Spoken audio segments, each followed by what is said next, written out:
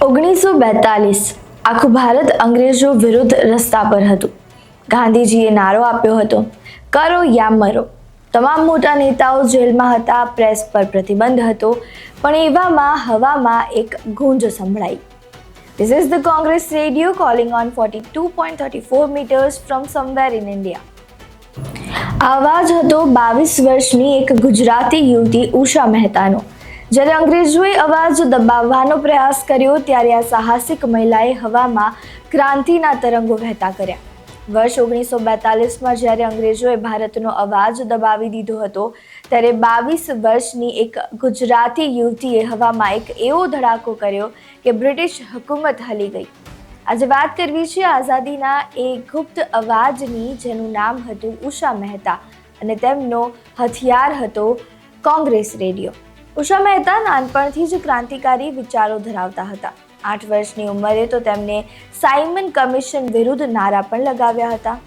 પરંતુ અસલી ખેલ શરૂ થયો 1942માં જ્યારે ગાંધીજીએ હિન્દ છોડો આંદોલન શરૂ કર્યું અને અંગ્રેજોએ તમામ નેતાઓને જેલમાં પૂરી દીધા.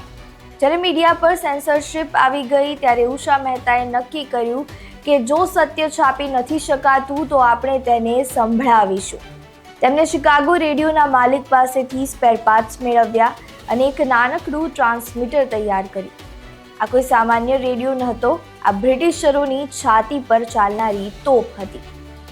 14 ઓગસ્ટ 1942 પહેલીવાર હવામાં ગુંજ્યું this is the Congress radio calling from somewhere in India. આ સમવેર ઇન ઇન્ડિયા એ અંગ્રેજ જાસૂસોની ઊંઘ ઉડાડી દીધી હતી. તમે કલ્પના કરો કે દર થોડા દિવસે સ્ટેશન બદલવું પડે. ક્યારેક મુંબઈની કોઈ ગલીઓમાં તો ક્યારેક કોઈ જૂના ફ્લેટમાં. તમે કલ્પના કરો કે દર થોડા દિવસે સ્ટેશન બદલવું પડે, ક્યારેક મુંબઈની કોઈ ગલીમાં તો ક્યારેક કોઈ જૂના ફ્લેટમાં. ભારે ભરખમ મશીનો પેટીઓ ભરીને રાતોરાત ઠેકાણા બદલવા પડતા. જો પકડાઈ જાય તો સીધી ફાંસી અથવા આજીવન કેદ.